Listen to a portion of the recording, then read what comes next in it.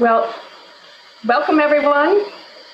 I'm Michelle Layton, Chief of the Labor Migration Branch of the International Labor Organization, and I'd like to welcome all participants and panelists to this session on improving regulation at all levels to accelerate progress. This is one of the central subjects of the Global Forum for Responsible Recruitment, and I'm really delighted to co-moderate this session with Marina Manka, the head of Labor Mobility and Human Development Division of the IOM, and to whom I will pass the floor in just a few minutes. Now, as we start, let me remind everyone that there is translation, and if you wish to listen in a different language, just click the globe icon on the right and choose your language and then mute your video player. Now, I'd like to start just by setting the scene a bit. Our objective for this session is to explore different regulatory approaches to recruitment. And we'll hear from representatives of a variety of public and private entities on the challenges they face, but also what they view as practical solutions to address these challenges. Now, it's been suggested that for an enabling environment on fair recruitment practices to prosper, there needs to be support to regulatory efforts, particularly through the implementation of legislation and policy. But it also requires effective oversight, implementation, and enforcement mechanisms, and this too with close collaboration with business and industry, especially important to build capacity and raise awareness. Effective regulations can create a more level playing field in the market for compliant recruiters and employers, and this is something that everyone believes is necessary. These can also help to safeguard workers' rights, including fundamental principles and rights at work, and it helps to reduce the opportunities for less scrupulous actors to operate in the shadows. Now, over the last year, we have all witnessed how the pandemic has hit workers and the workplace, but it's been particularly hard for migrant workers. What has been brought to light during the pandemic are the real weaknesses in governance structures that have characterized labor migration, but also recruitment processes and practices for a long time. And today, we should not seek to go back to the way we were before the crisis hit, because that reality was simply not good enough for millions of workers around the world. And it's not good enough for businesses and recruiters. Rather, we should seek to rededicate ourselves to implementing the principles of fair recruitment in all industries so that these practices become the model for all of us to follow and prosper. And this is why I'm really excited to join this discussion today and to hear practitioners discuss how they are utilizing fair recruitment principles on the ground and what lessons can help to accelerate our progress. Now, before I hand the floor over to Marina, I've been asked to engage all of you, all participants in this room, in a live poll to start this conversation. And this is about the challenges in regulating recruitment across borders. So let me read out the poll question to you, and it will appear on your screen. You'll have a few seconds to write a few words to answer this poll, and we'll see the answer appearing on the screen. So let me read the question. What are the 3 key challenges to improvements in recruitment regulation across jurisdictions? Please just give 2-word maximum answers for the challenge. And let me launch this poll and ask you all to write again in the challenge.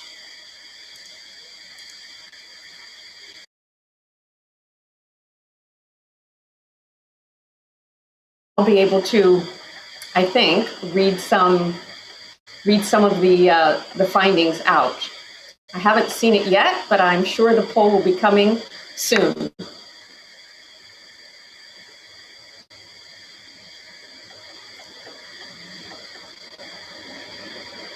I'm not sure if our technical people have the cloud up and ready.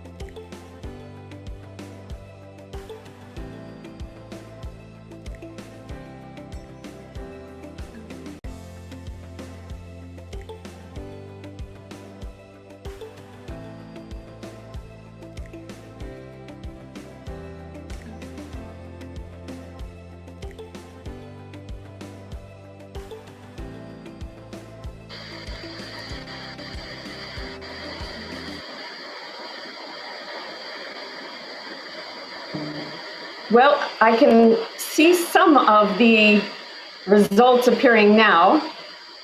The application of conventions, that's coming up very clearly. Convention 181, enforcement are some of the biggest areas. It is a little difficult to read, but I think the fact that there should be no fee charging and also to help build government capacity are really emerging as key areas for work, as well as bilateral cooperation, oversight and enforcement. So let me stop there. I know the challenges are quite significant, but I can also say that we'll have a lot to discuss in this session, but also during the next few days. So with that, let me give the floor to Marina, and she'll be introducing our panelists and starting us off. Thanks so much. Thank you very much, Michelle. It's great to be able to participate in this exciting panel, also representing our sister organization to ILO, International Organization for Migration. But in addition to yourself and myself, here we have really convened a panel of exciting and absolutely experienced speakers.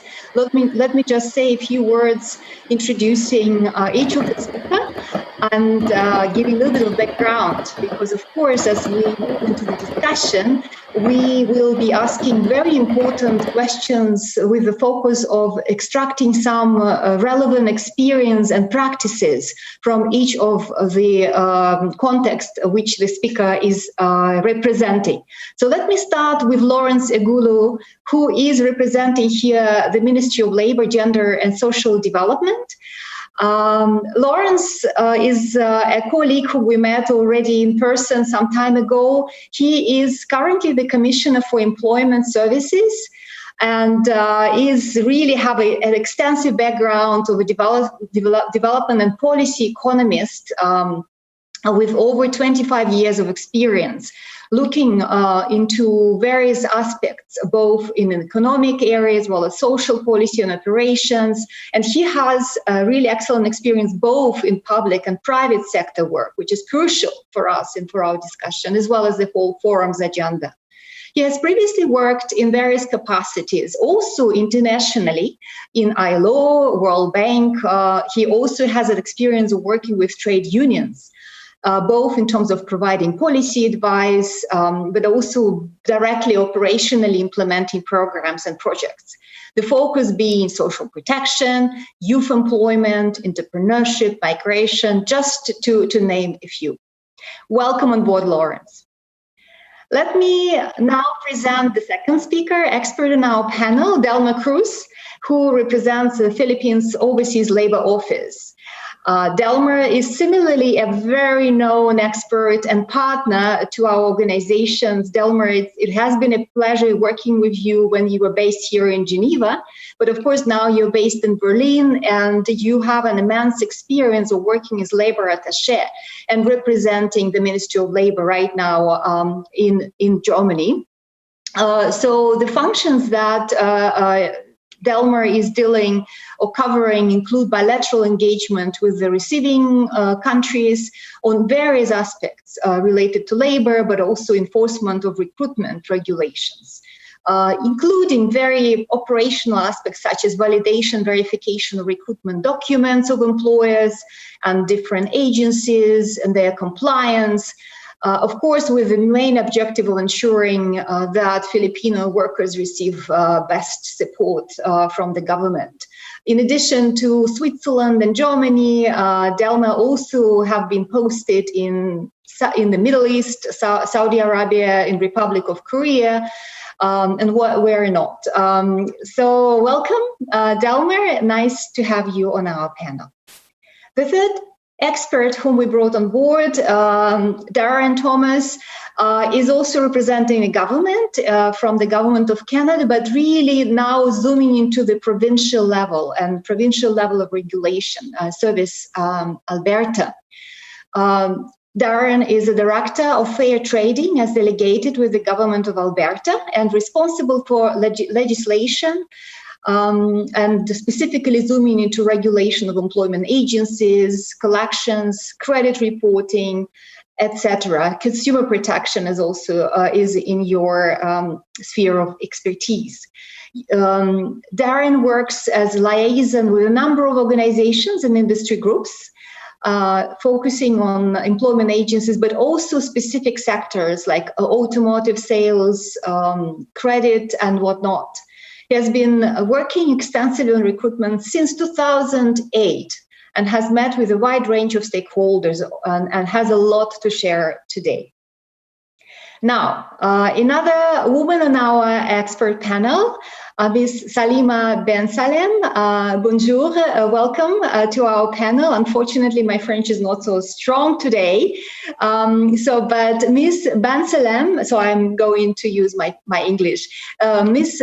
Ben Salem is bringing also very extensive experience of working in the area, specifically representing NAPAC as a director of international placement from Morocco. So with your experience, we're looking forward to hearing in terms of your area of work in the field of labor migration, but also what concerns your responsibilities in the area of international placement strategies from the organization, looking into such issues as job offers from abroad, how to best validate them, and also your experience of looking into foreign placement opportunities for Moroccans going abroad, and all the support you're offering for candidates within a professional immigration project. So the last but not least, Menno Bart.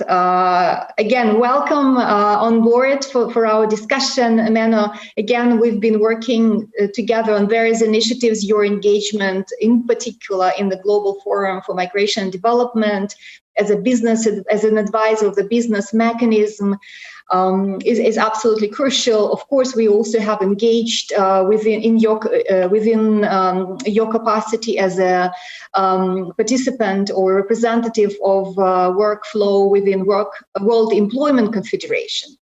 So Menno Bart is Public Affairs Manager at the Adecco Group, of course, a very important and very, especially here in Switzerland, recognized stakeholder in the field of human resource industry and recruitment, and of course, focusing on issues of regulation, relationship with global and European policymakers.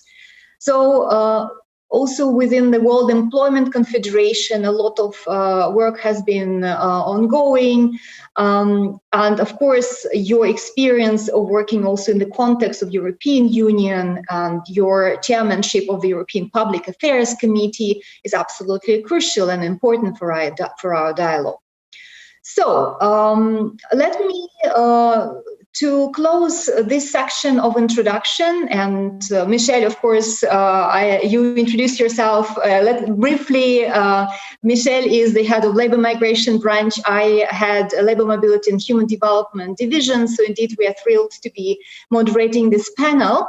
Let us start actually with the moderation. And the first cluster of questions we have prepared to our distinguished experts from Uganda and the Philippines. So Lawrence, here is a question to you. In terms of your work in Uganda, of course, recruitment is a very important aspect, which is requiring regulation. And the recruitment stage, as was today drawn and referred to by our Director Generals, is very crucial to ensure protection of migrant workers. Could you please share your experience in terms of Uganda's experience, actually the whole country, in terms of regulating recruitment, challenges and main achievements which you can report to us today? Thank you. Thank you, Marina. Thank you, colleagues, panelists, and the audience at large. I'm thrilled to be here to share Uganda's experience, Uganda's regulatory mechanisms and practices. And I'm speaking from the point of view of a sending country. As you know, our country is landlocked in East Africa. And our destination countries are mainly the Middle East plus Afghanistan, Iraq, and Somalia, with Saudi Arabia being the top destination.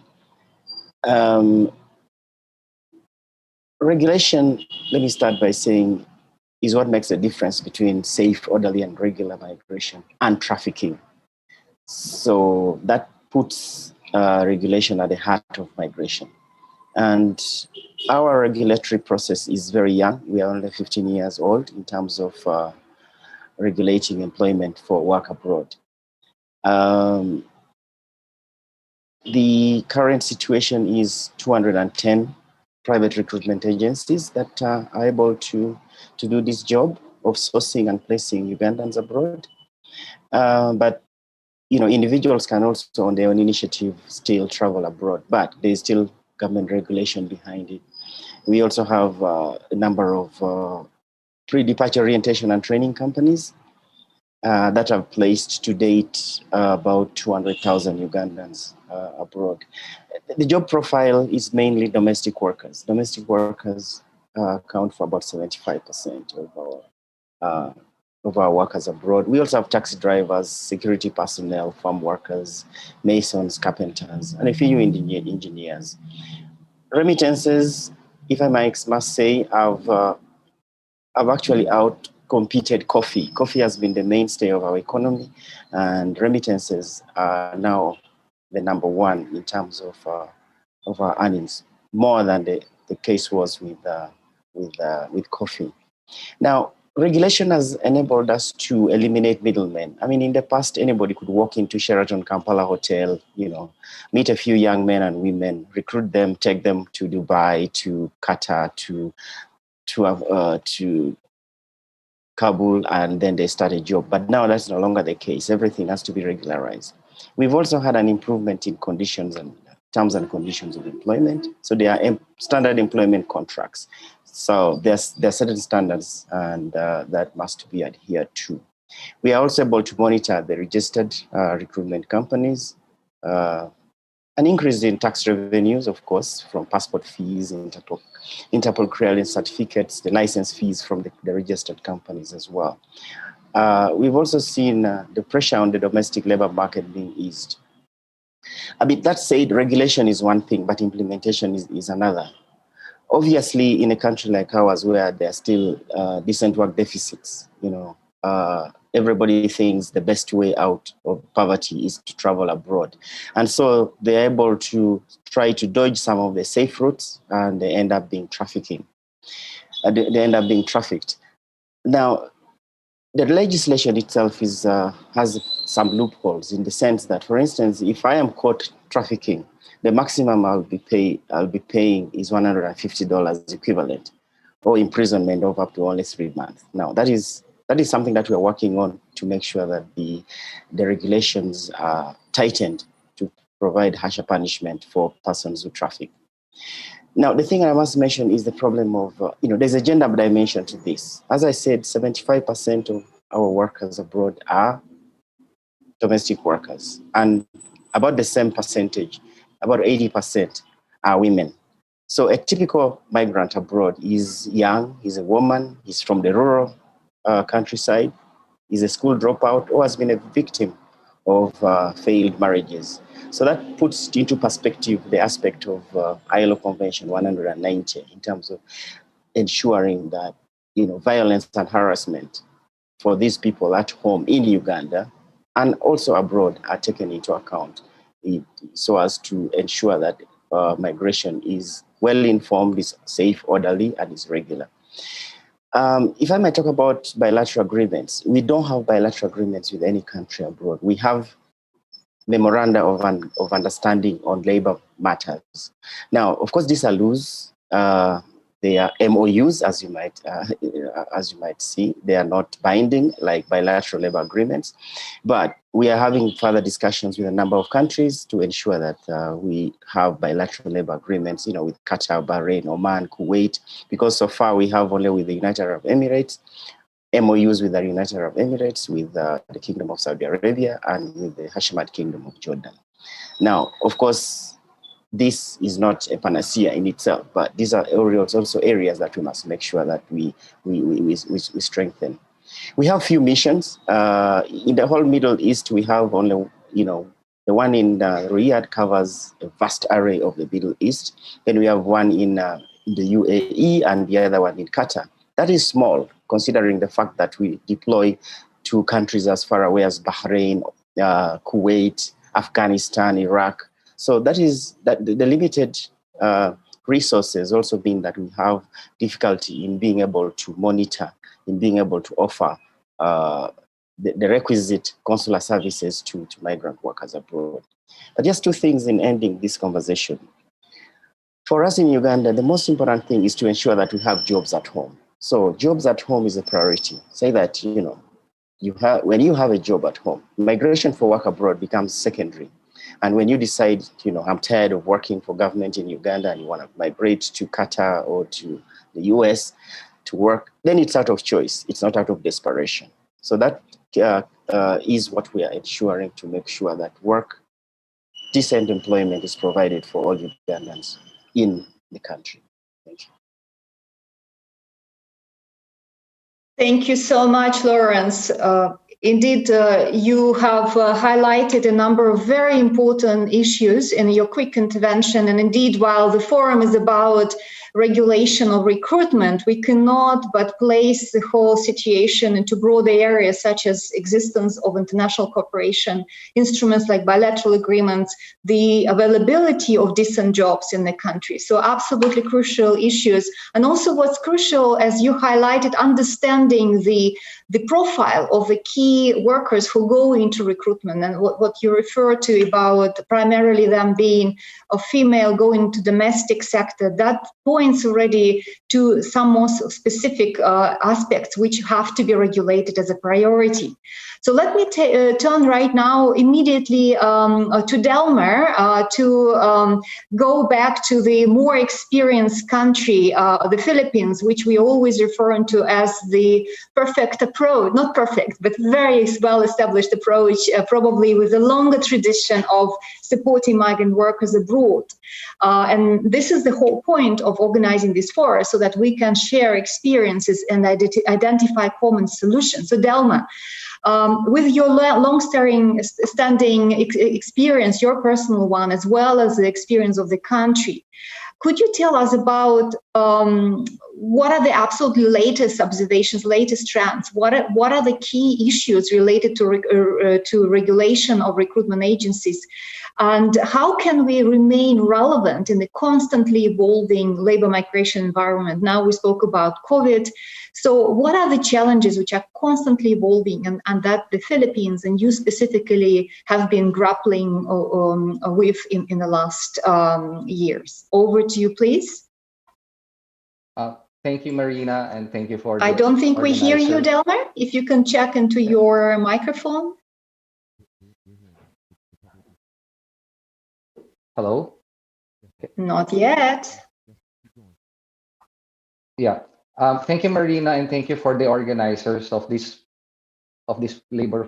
forum, and for giving the Philippines the opportunity to share its experience in migration governance, particularly in the field of recruitment regulation. The Philippines continues to be confronted by regulatory challenges. First and foremost, because the portfolio of our labor market exposure, for example, we have more than 200 countries of destination, is so vast and heterogeneous. Migrant presence is large, and our recruitment industry is likewise big, with over 1,000 agencies. Countless multi-sector concerns, advocacies, and pressures make it even more challenging. This is amidst a continuously evolving market and new challenges, both from the supply and demand part of the equation, and amidst the typical difficulties of updating laws and regulations towards a more market-driven relevance.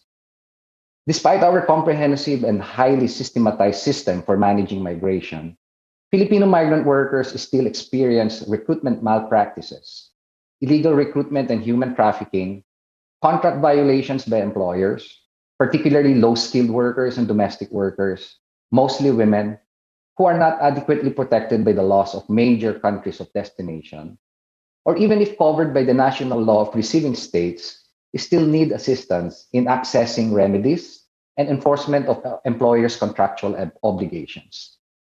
The Philippines has been strong advocate of ethical recruitment among its recruitment agencies. The POEAs, or we call it the Philippine Overseas Employment Administration, that's a system for recognition of exemplary performance of recruitment agencies and imposition of penalties for erring agencies and principals, contribute to the promotion of ethical recruitment by the private recruitment agencies. The POEA has also adopted a no placement fee policy to all destination countries which prohibit such charges to migrant workers, to vulnerable workers like domestic workers, and to Filipino seafarers working aboard foreign flag vessels. Skilled workers and professionals who are in high demand are likewise effectively able to avoid being charged placement fee. And for the rest, the POEA officially sets a ceiling of 1 month's salary for placement fee. The current COVID-19 pandemic could also pose a challenge in recruitment regulation, as the Philippines balances its national interests and the safety of Filipino migrant workers vis-a-vis the workforce requirements of receiving states. In April 2020, for instance, the Philippines suspended the deployment of healthcare workers and then set a cap of 5,000 nurses to be deployed in 2021. COVID tests, quarantine requirement, including their attendant costs, protocols, and travel restrictions in transit and destination countries will certainly affect the recruitment process and require a common agreement among the stakeholders on how to deal with the same. Likewise, the so-called pandemic order will see more contactless transactions and the use of social media and online platforms in the recruitment process. This could pose a challenge especially to low-skilled and digitally challenged migrant workers and job seekers who may not be familiar yet with the proper use of digital technology. The situation could also give rise to more recruitment scams and trafficking in various and new forms through social media and similar platforms. Now, I'd like to cite as an opportunity, I'd like to share that the Philippine Overseas Labor Office in Berlin, in partnership with Facebook Philippines and Bounce Back Philippines, conducted an online digital literacy training last March 28 for mostly low-skilled and digitally challenged Filipino migrant workers in Germany, Belgium and Luxembourg, the Netherlands, and Russia.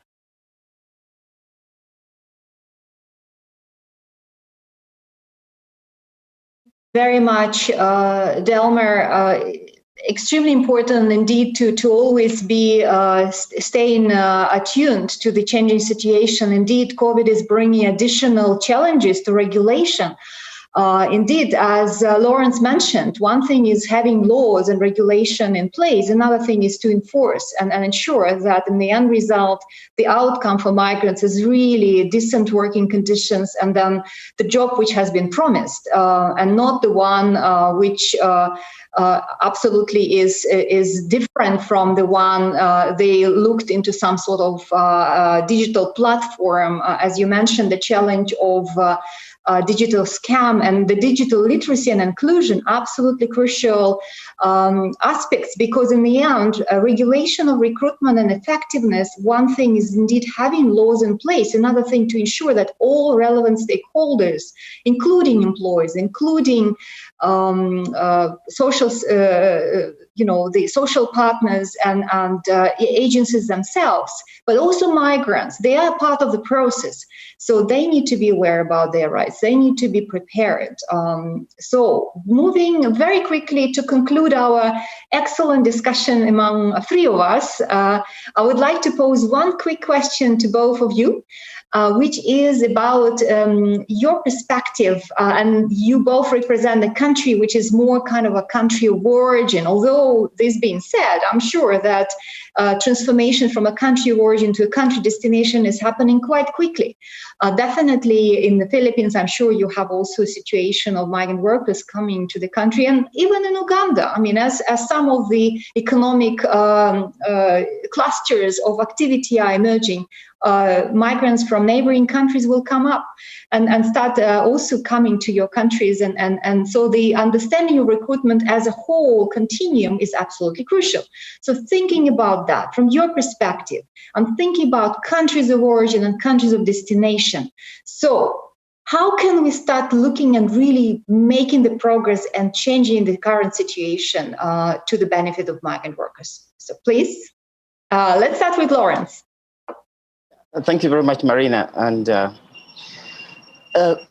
are looking at the forces of demand and supply here, and we are a sending country, and Saudi Arabia, Kuwait, Bahrain, Afghanistan, Iraq are receiving countries. So from an economic point of view, perfect coherence in recruitment cannot easily be attained.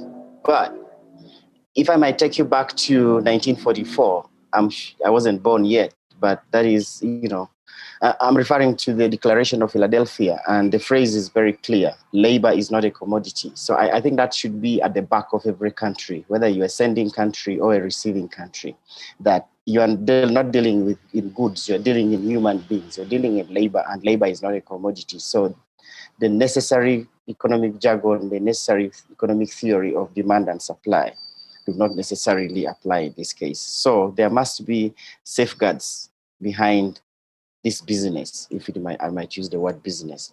I think for me, to ensure congruence, to ensure coherence in both sets of countries, sending countries and receiving countries, ratification of ILO instruments is very, very crucial. And this is where I would like to call upon the ILO to be a bit more aggressive in terms of ensuring ratification and domestication of some of the key migration-related conventions, 143, 97, the one on private recruitment agencies, 181, which have not attracted lots of ratifications. We've only ratified as a country, for instance, Uganda, 143 of the three.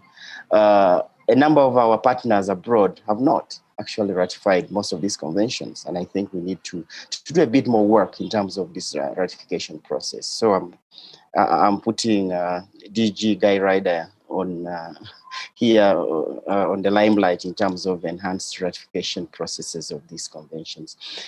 The second, which I already mentioned earlier, is bilateral labor agreements.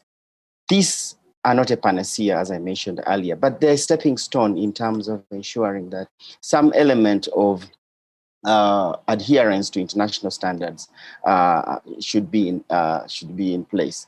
And from our point of view, we have signed memoranda of understanding with a number of Middle Eastern countries, 3 countries in the Middle East, not bilateral labor agreements. I think this is now the time for us to be focusing on bilateral labor agreements, which are more binding for our workers, and also sets the pace to ensure that workers' rights are more adhered to in both sets of countries. I think the other element I want to mention is the existence of strong labor unions and employer organizations in both sets of countries, again, in countries of origin and in countries of destination, because they play a crucial role in ensuring safety, ensuring social rights, workers' rights for workers abroad. And also CSOs, strong civil society organizations. In case of distress situations, they are very crucial. We've had numbers of, International Domestic Workers Federation has been useful in this respect.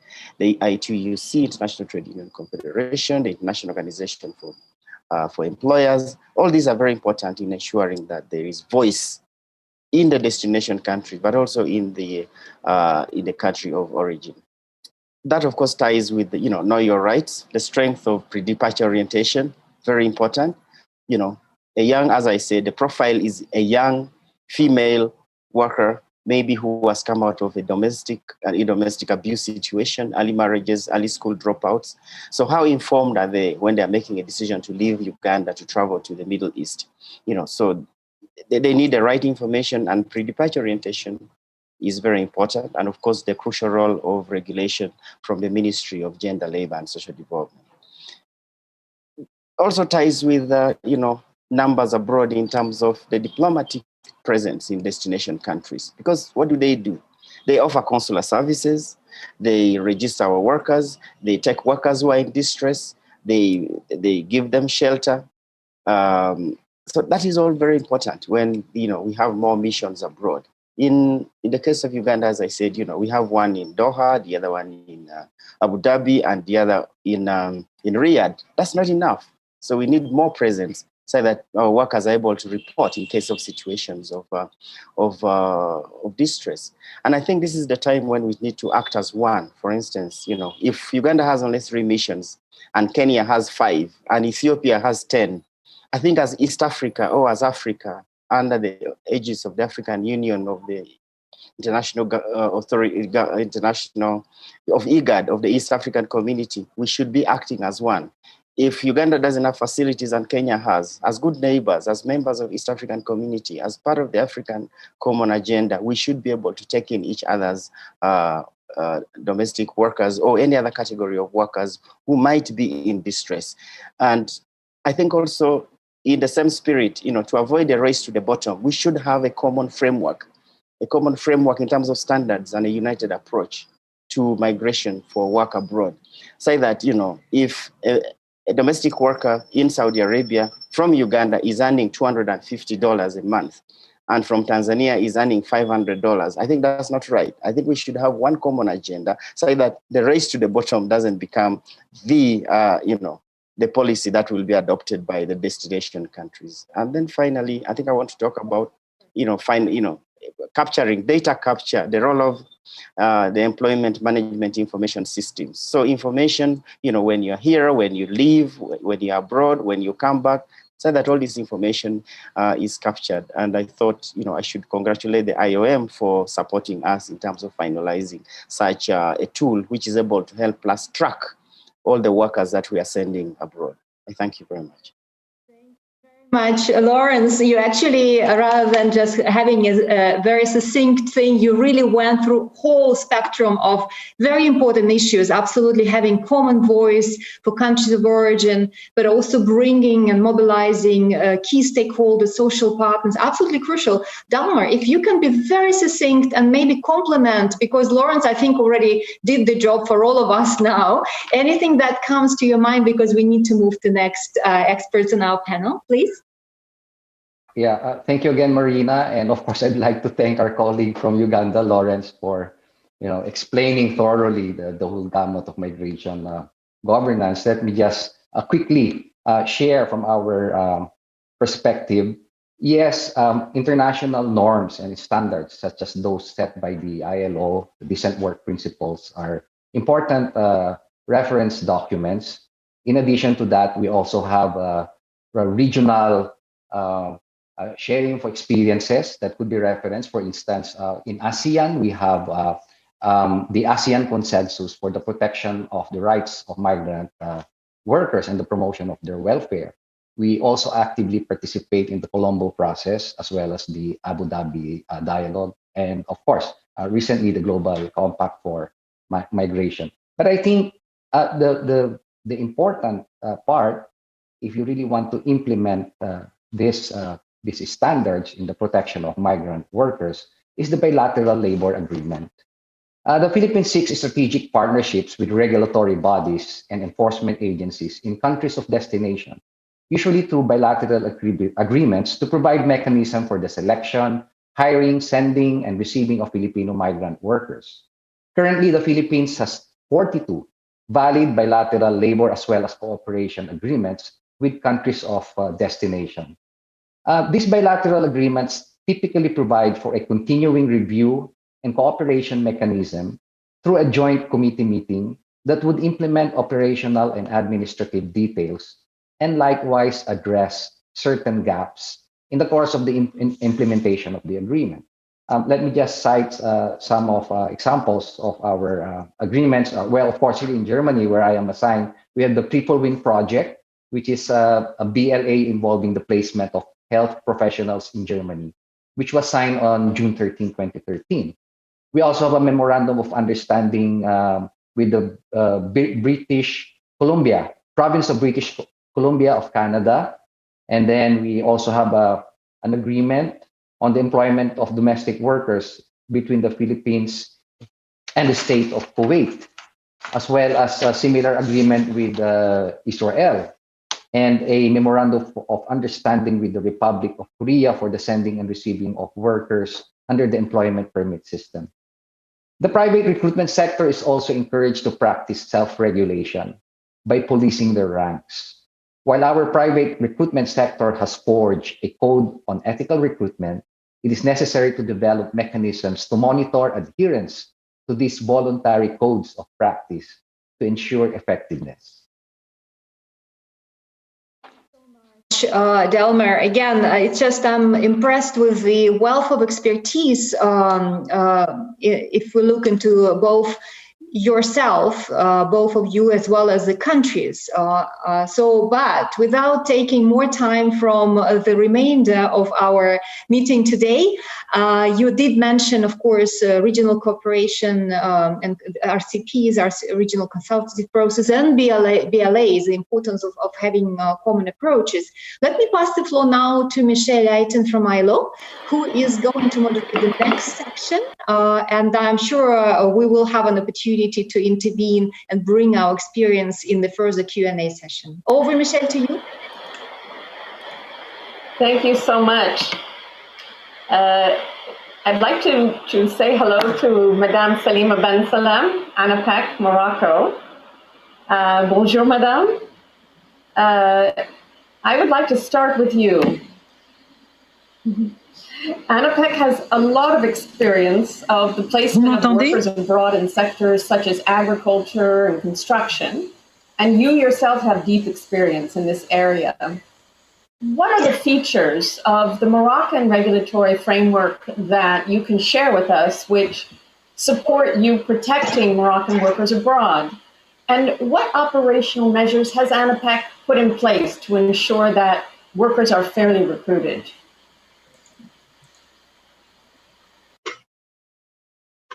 Okay. Merci beaucoup. Je tiens à vous remercier encore une fois de nous avoir invités à partager notre expérience en matière de placement de travailleurs à l'étranger. Alors, le recrutement, effectivement, à l'international présente de nombreux défis à relever, notamment en ce qui concerne la protection de ces travailleurs-là et ce qui impose une vérification de la véracité des offres, de leur conformité, de l'absence de frais liés à la mise en relation et qui pourraient être supportés par le candidat.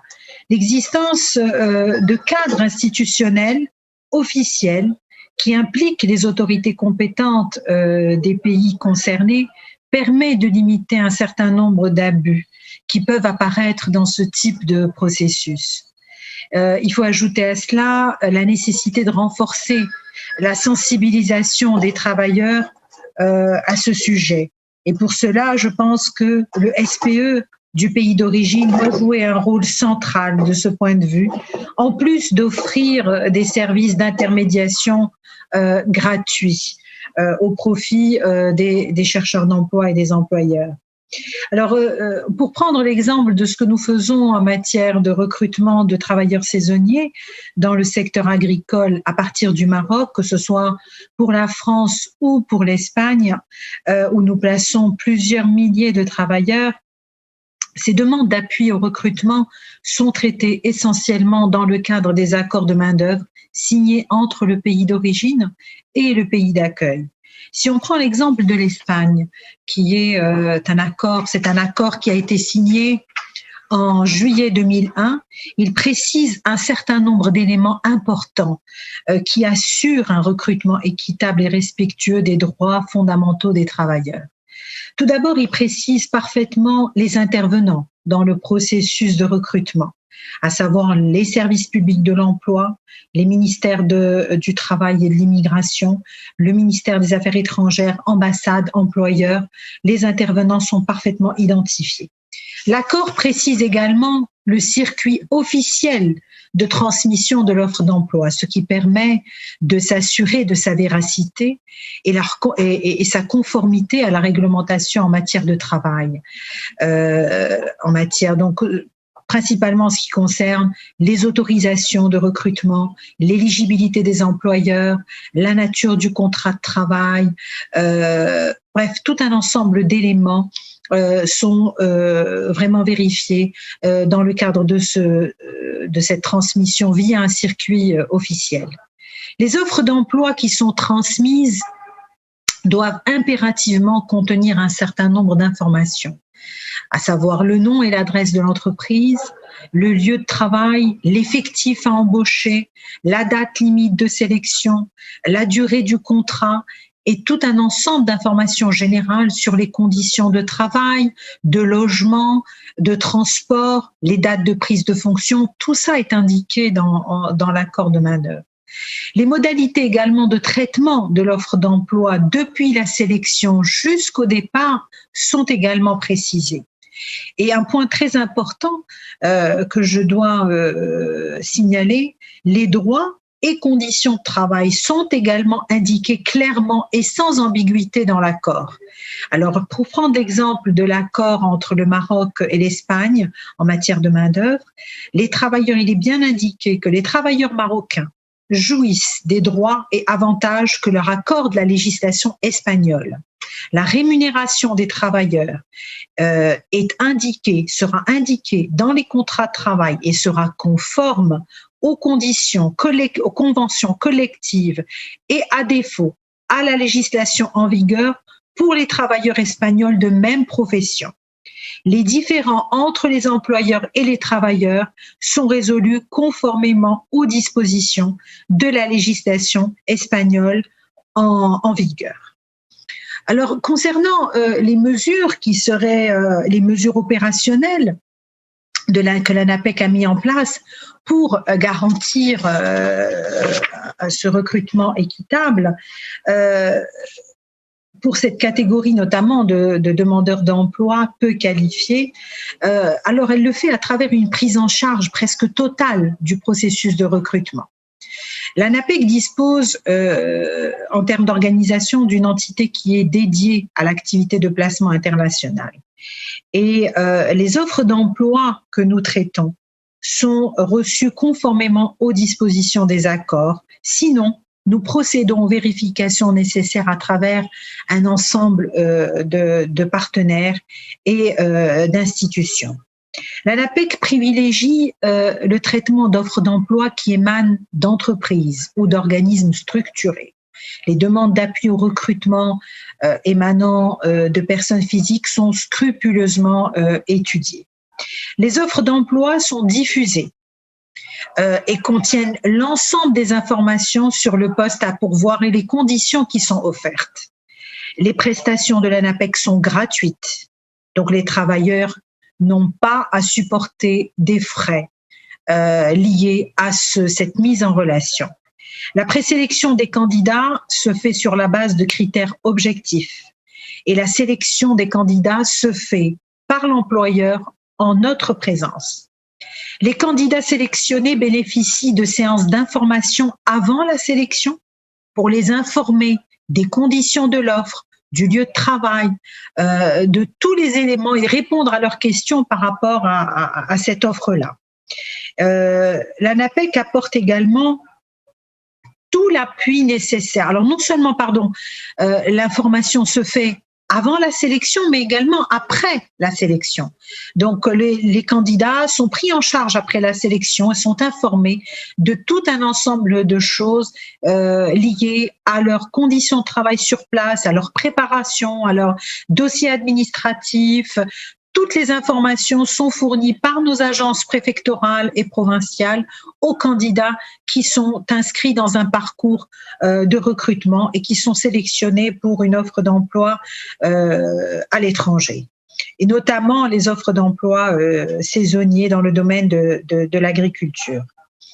Les candidats bénéficient d'un appui durant les démarches d'obtention de visa, en étroite collaboration avec les services de l'ambassade. Pour le cas de l'Espagne, c'est tout à fait une collaboration très intense et entre les services publics marocains et les services publics espagnols pour pouvoir mettre en œuvre ce schéma de mobilité.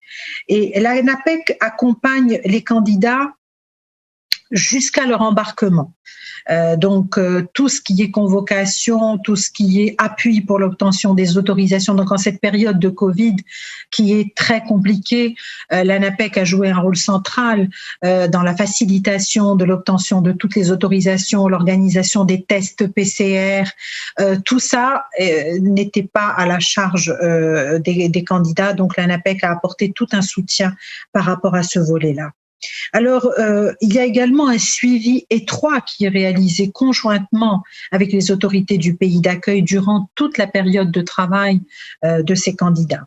Donc, le processus est parfaitement sécurisé grâce à cette collaboration étroite entre les administrations des deux pays et au rôle central que joue l'ANAPEC dans ce processus. L'ANAPEC, avec son réseau de plus de 80 agences provinciales et préfectorales, nous sommes un service public de l'emploi, a la capacité d'intervenir sur tout le territoire, ce qui garantit une proximité des services pour une catégorie de travailleurs qui ne disposent pas forcément ni des moyens financiers, ni des moyens technologiques leur permettant de se déplacer vers ce service d'intermédiation ou de le contacter. Voilà, j'espère que je vous ai donné quand même un large aperçu de ce que nous faisons dans le cadre du recrutement des travailleurs saisonniers, notamment pour l'Espagne. Merci. Merci beaucoup, Madame.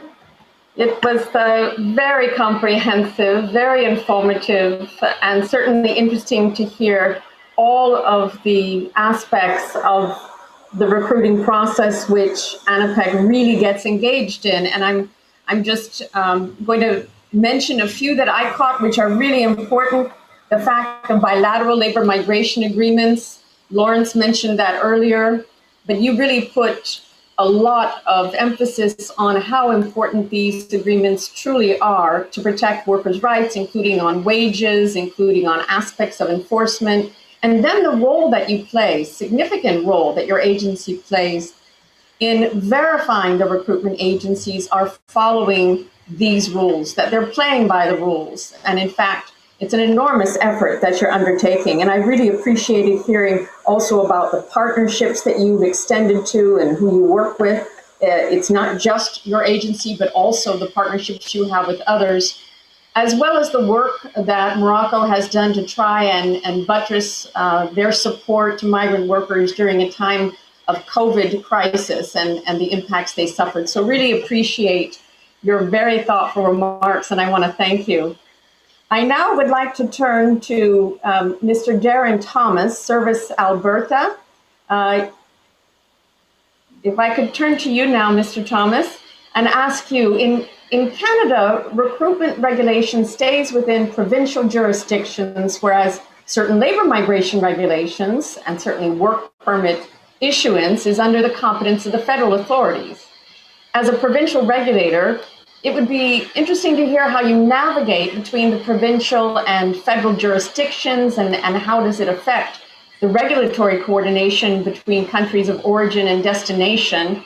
And if you wanted to throw in a bit more on how that is unique to Alberta, the regulation of recruitment. Can it be replicated elsewhere? Thank you. You have the floor. Thank you. Two of the primary issues that we encounter with respect to migrant workers are the vulnerability of the individuals that are being recruited and the lack of awareness of the protections available to the migrant workers, both by the workers themselves and by other levels of government, enforcement agencies, regulators. Each layer of government, whether that's provincial, federal, or international, simply amplifies those challenges. Federal enforcement officials and embassy officers may not be aware of the specific protections that are available in each province because they do vary between each province.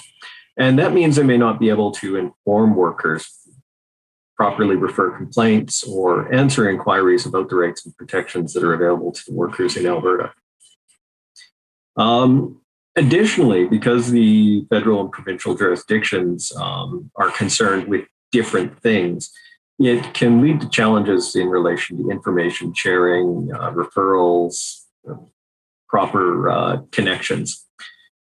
For example, migrant workers are sometimes unwilling to come forward with complaints to the province of Alberta because they're concerned about their immigration status, which is handled at the federal level. So even though we're not particularly interested with immigration issues, our focus is on whether the individuals are being treated ethically. They may not be willing to come forward. An example would be a recruiter who encourages a worker to lie to embassy officials about fees that they may have been required to pay in order to secure the position. And then once they've come into the country, the recruiter or the employer may attempt to use the fact that they lied to the embassy officials as leverage or a threat against the immigration status of the worker if the worker starts causing trouble by seeking information on their rights and protections under provincial legislation. So that federal provincial piece, when it's working well, it can give additional tools and additional protections.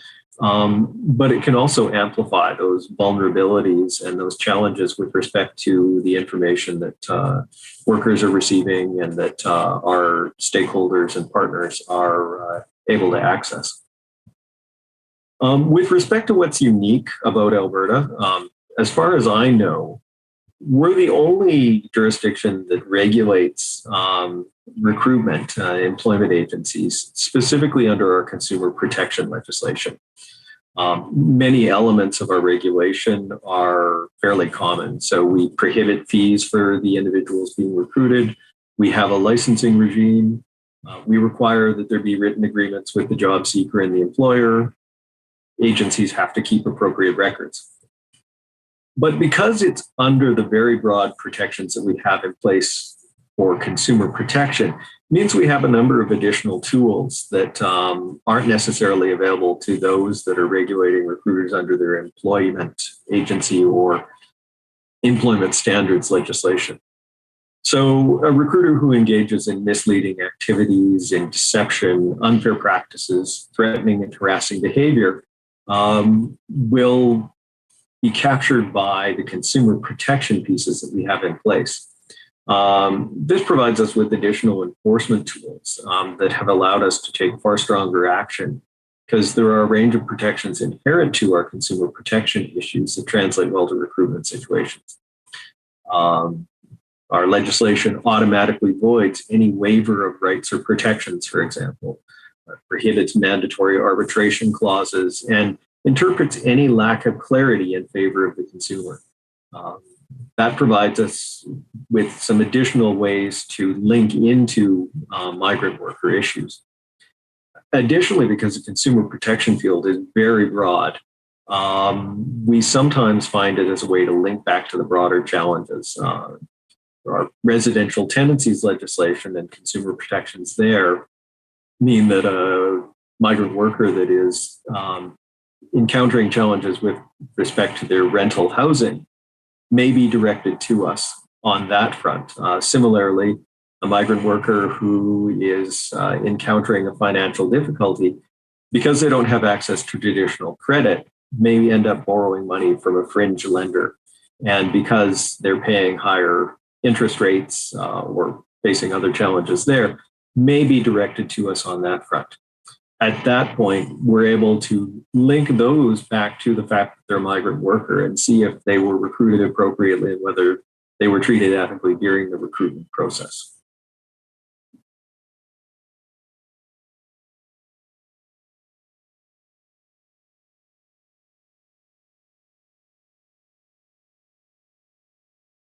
Sorry, colleagues. I'm having a bit of a technical challenge right now, so very much appreciate. I don't know if you can hear me. Darren, thank you so much.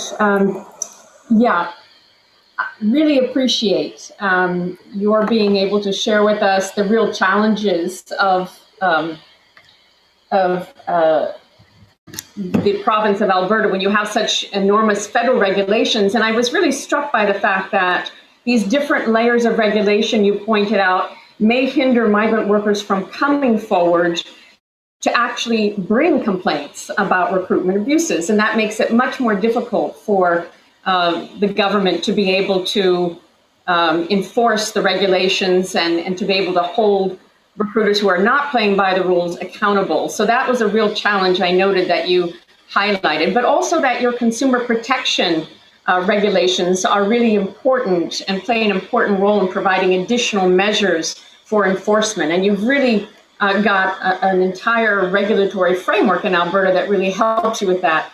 So I'd like to thank you again for sharing that terrific example and giving us a rich perspective of a different kind of regulatory system. I'd like to now turn to Menno, Mr. Menno Bart, Adecco Group, and also Adecco is a member of the World Employment Confederation. I'd like to ask you, how can Adecco, the World Employment Confederation, and the recruitment industry uphold fair and ethical recruitment standards and engage with policymakers to ensure that regulation is fit for purpose, that it adheres to international standards, that it responds also to the needs of industries, to workers, employers? Thanks so much to enlighten us about your views in this way and what you're doing. Much, Michelle, and this was very interesting indeed so far to hear from all the other speakers. I've heard already lots of best practices and things that I will try to highlight as well in the few minutes that I have, as I'm aware that time is running short. And maybe let me start by saying that each year over 54 million people gain access to formal and quality work via the various services offered by the members of the World Employment Confederation. And in a way, that is the key contribution that our industry delivers and wants to deliver to labor markets around the world. We also believe that this is crucial, even more so as we try to build back better from the COVID-19 crisis. Now, to answer your question, I believe that the World Employment Confederation and its members can do two specific things to promote fair and ethical recruitment. And the first is to invest in our own quality and compliance. And the second is to help shape countries and other partners to help shape regulation. And to focus on the first one, the World Employment Confederation's Code of Conduct is already aligned with the principles in ILO Convention 181 that was mentioned before, and that also came forward from the word cloud. And it applies to all members of the World Employment Confederation, both direct members, such as the Adecco Group, which is a global company, as well as indirect members who are a member on a national level of one of the federations that is then a member of the World Employment Confederation. And to ensure this code of conduct actually makes a difference to actual workers and businesses around the world, the industry works with stakeholders on the national level to shape regulations and, when appropriate, also self-regulation. And we also invest in capacity building of our members to enable them to help implement these principles. In that area of capacity building, of course, we gladly collaborate with partners like the ILO Training Center and the IOE, etc. And then to come to the second topic of helping to shape regulation, our industry has already worked with governments and trade unions and employers for decades. Already a few years ago, the World Employment Confederation celebrated its 50th anniversary, and WEC was established as a body to engage with policymakers, and we've always done this. And the key outcome, I would say, of this collaboration is actually that ILO Convention 181. It's a unanimously adopted ILO standard. It's one of the most adopted standards or most implemented and ratified standards among the ILO technical standards. And it sets a framework for how private labor market intermediation can be done to serve the interests of both governments, businesses, and workers. And of course, it includes a clear ban to charge job-seeking fees. I mean, that's almost table stakes, I would say, in this discussion right now. And also important to highlight is that when we speak to policymakers, we seek to shape regulation that improves labor market intermediation, irrespective of the cross-border dimension of it. So also on a national level, it's already important to have a good framework for agency work and for other labor market intermediation. The World Employment Confederation, and also, by the way, we at the Adecco Group, we strongly believe in the importance of structured business engagement via representative organizations such as the IOE and the Business Advisory Group on Migration that is hosted by the IOE. And in our view, actually, any engagement on migration from any international organizations should always primarily go via this Business Advisory Group on migration, which represents a wide range of employers in various industries. And so it safeguards this representativity.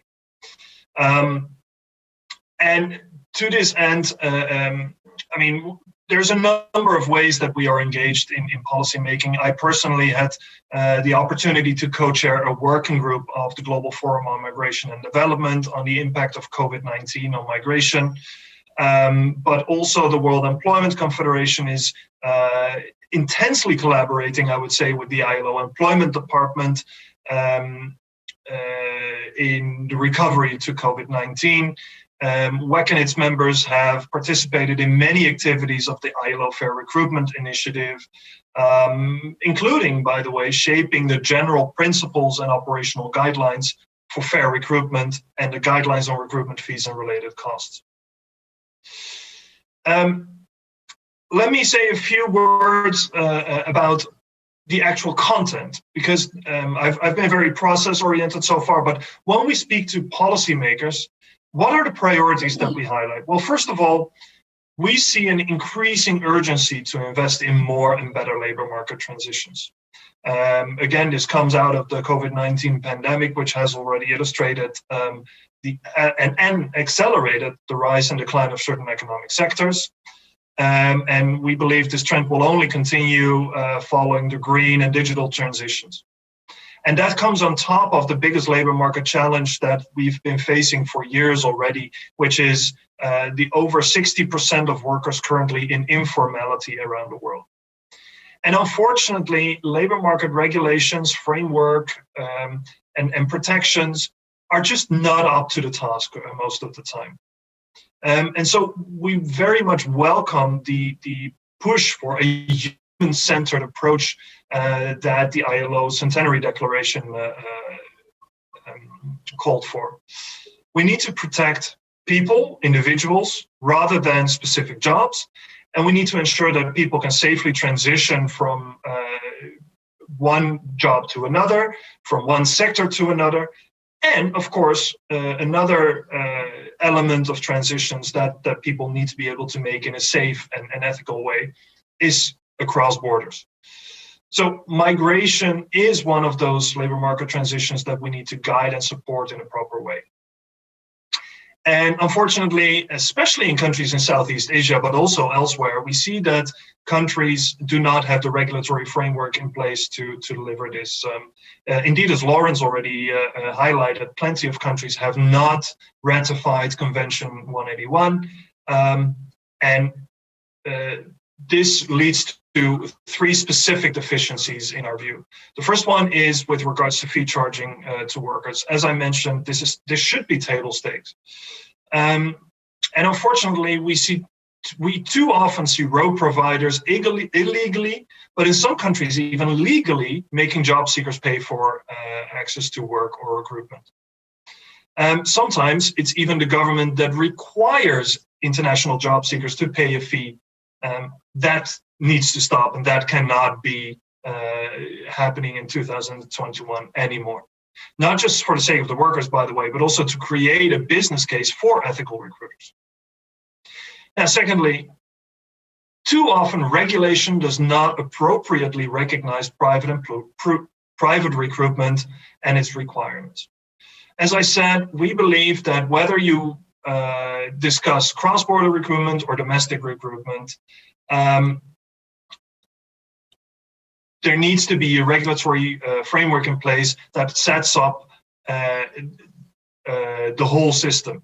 And unfortunately, because there is not such a framework in place, we often see that recruitment happens somewhere in a gray area. And with that, our recruitment services remain in a gray area. And that hampers the development of sustainable, transparent, and quality recruiters. And it sets the scene for sort of fly-by-night rogue operators that generally lead to a slippery slope to forced and bonded labor. And then finally, as also already mentioned by the previous speakers, there's an evident enforcement issue. We can have all the regulation we want, but without enforcement, there will still be no level playing field. And if there's no level playing field, there is no business case for fair and ethical recruitment. And that brings me back to Convention 181. All these key deficiencies are actually addressed in Convention 181. And only last year, the ILO governing body identified 181 as a relevant and up-to-date standard. So we really welcome the focus of the international community on this topic, and we welcome that there is such a joint call to promote regulatory frameworks and to promote 181.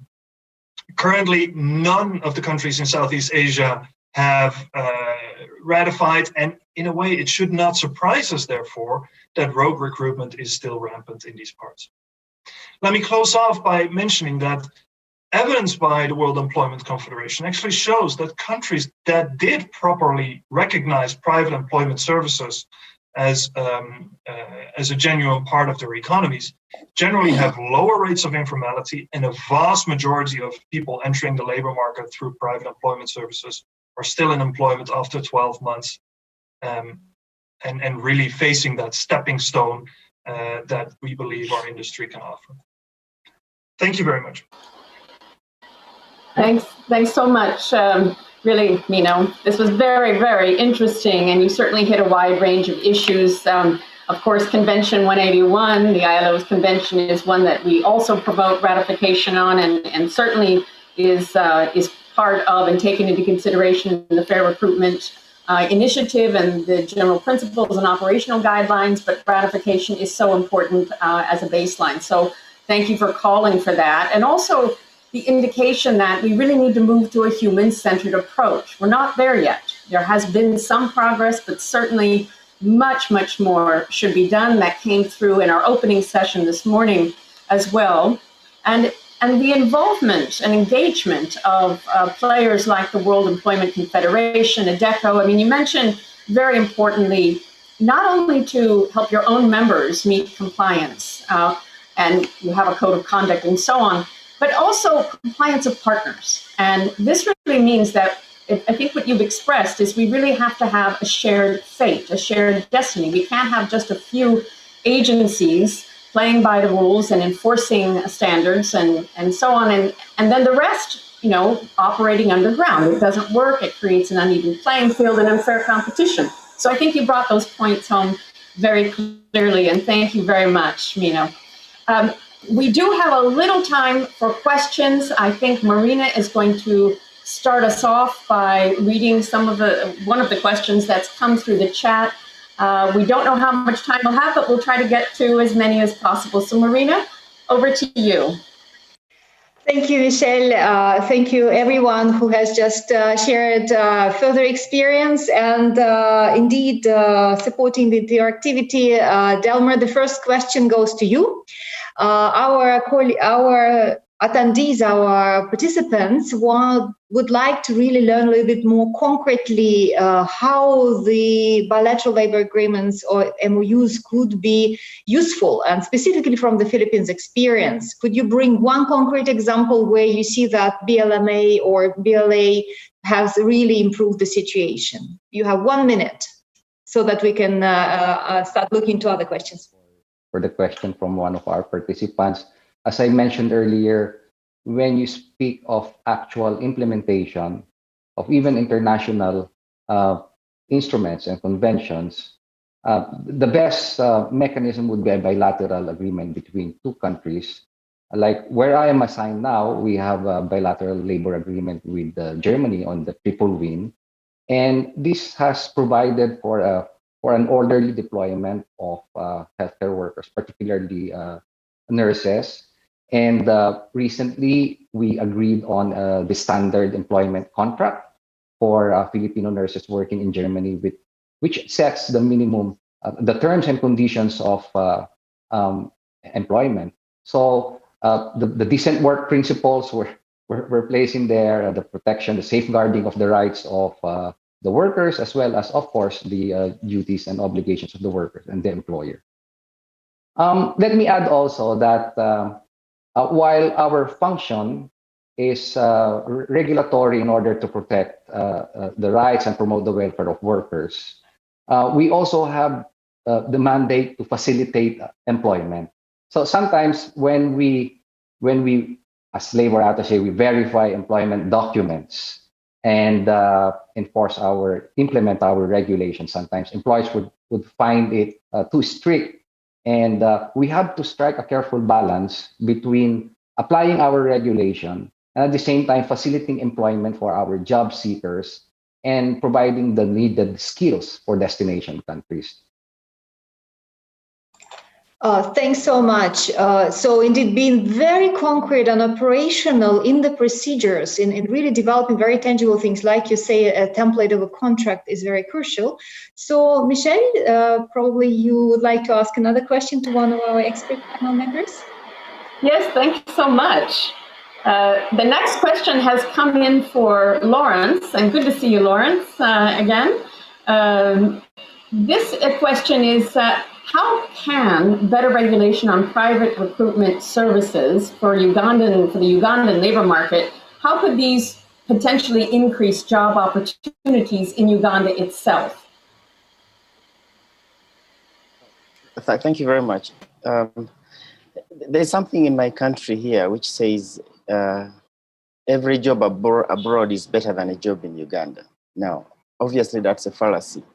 So that's why we think it's better we provide those decent job opportunities in the country before you make that desperate journey across the Indian Ocean to look for better pastures, or for that matter, even further afield to Europe or to North America.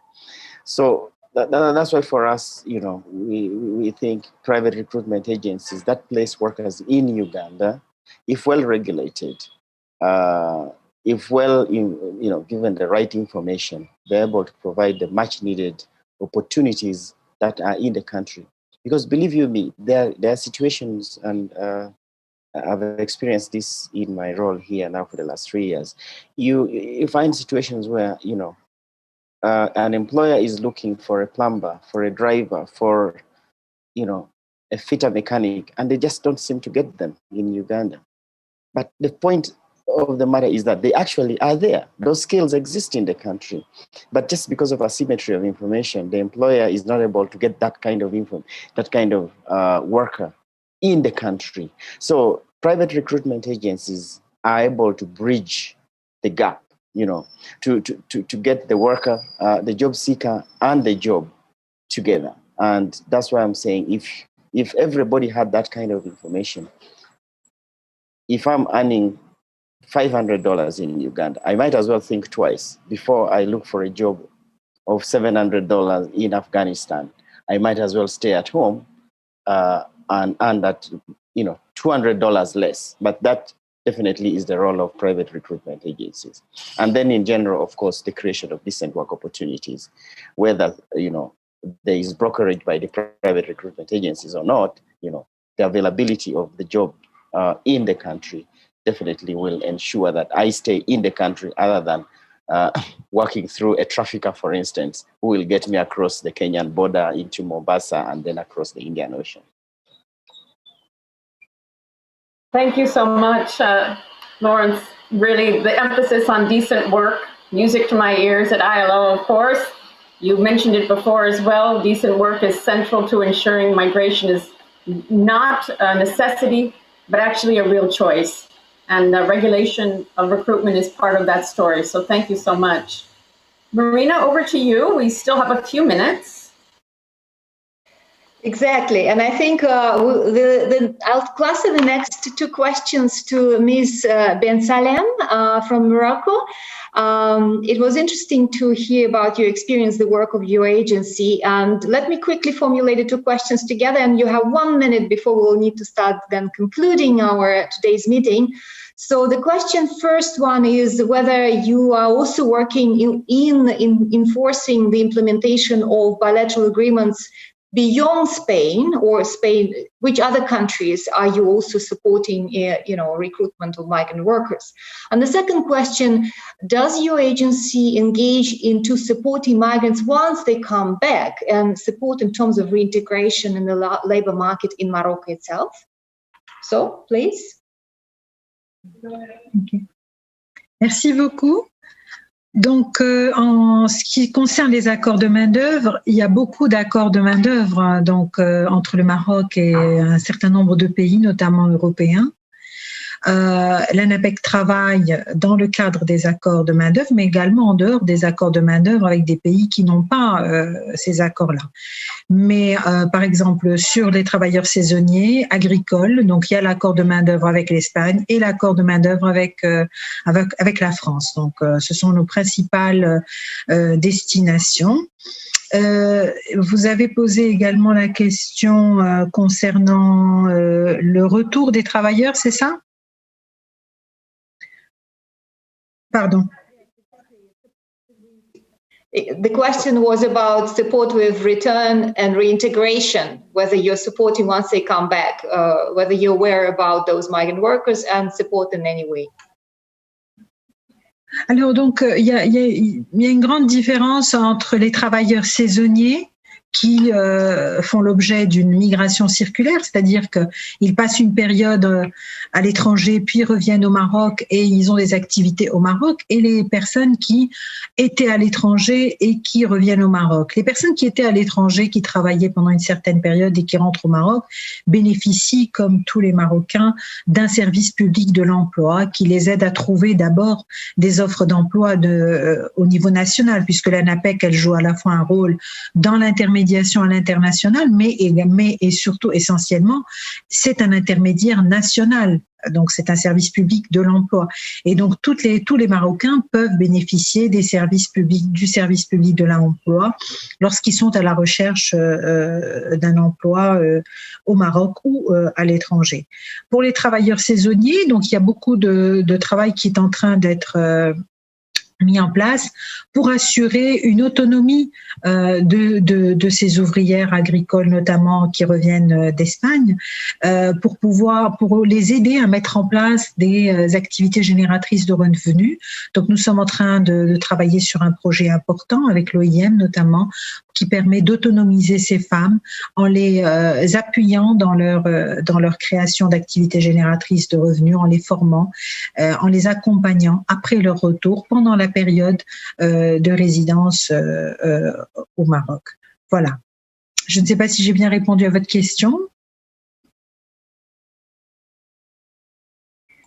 Yes, exactly. And looking at the time, I'm just wondering, Michelle, whether we should now offer everybody to maybe say the final words towards the wishes for the next days of our forum.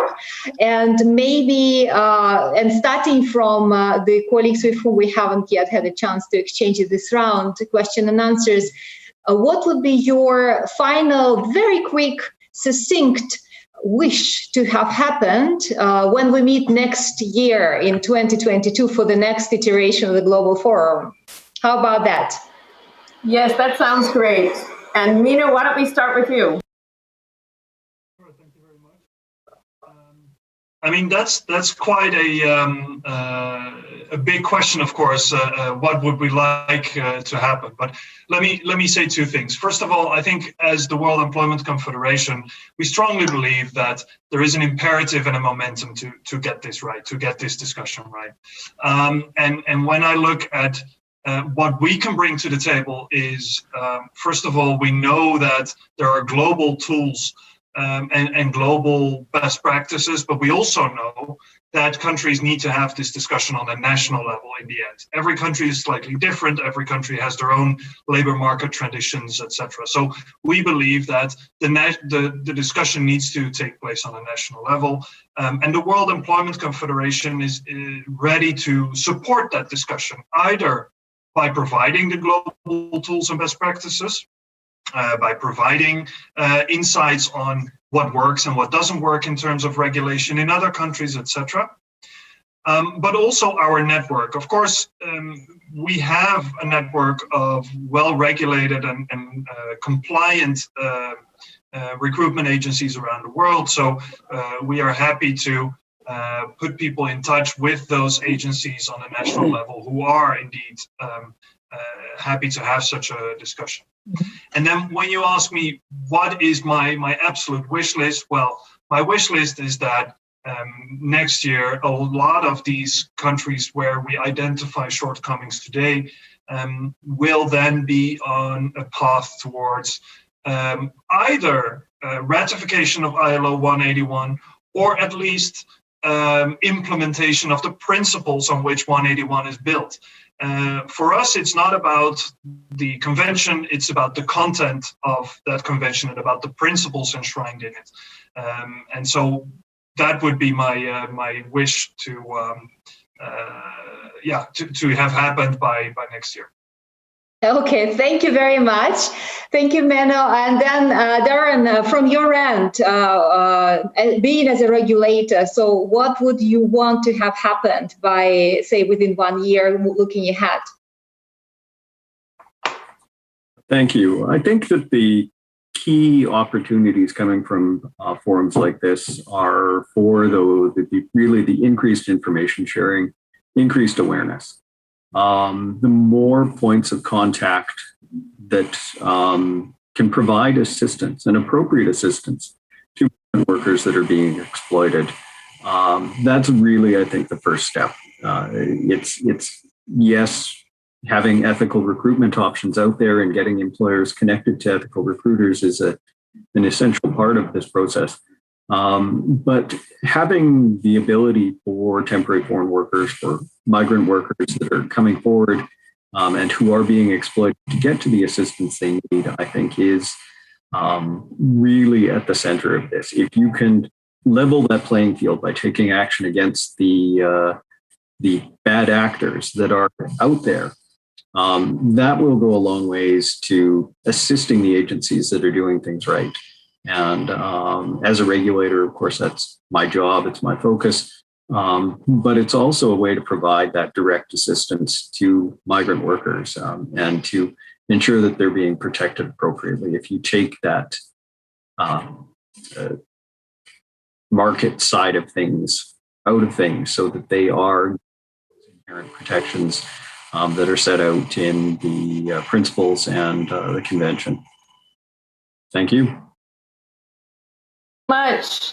Very good to hear, Darren. Now we are running out of time, in fact, out of time, but do Delmer and perhaps Madame Ben-Salem and Lawrence, just a few words, just if you can give us your, let's say, the 2 or 3 most important words for what we want to see next year. Thank you.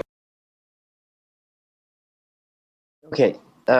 For me, it's voice to that young, uneducated woman who might have run away from an abusive marriage, early pregnancy, and is trying to make a living out there in the Middle East or wherever it is.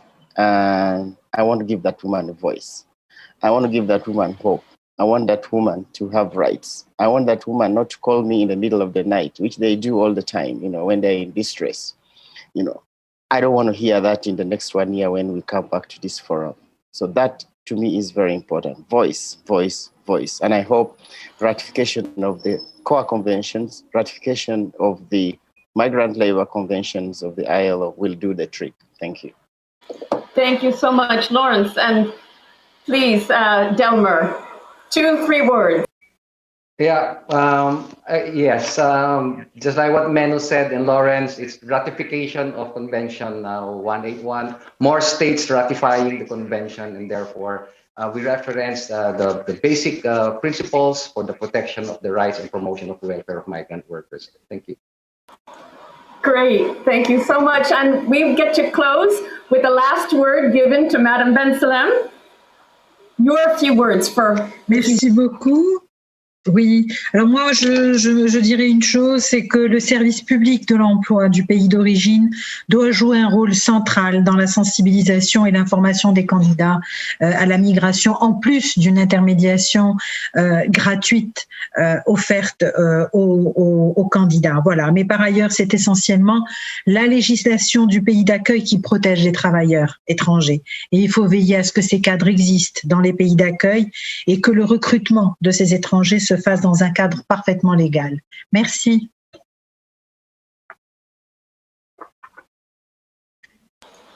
Thank you so much. I really want to wish a big thanks to all our panelists, but to also over 200 participants who joined us this afternoon, or perhaps in the morning or late at night. Thank you all so much. Marina, my co-moderator. And I guess we'll say goodbye to everyone. Absolutely. All the best. Thank you, everyone who joined us, and good luck, and enjoy the rest of the panels and the days, and looking forward to meeting everyone next year, if not early, and stay healthy. Bye-bye.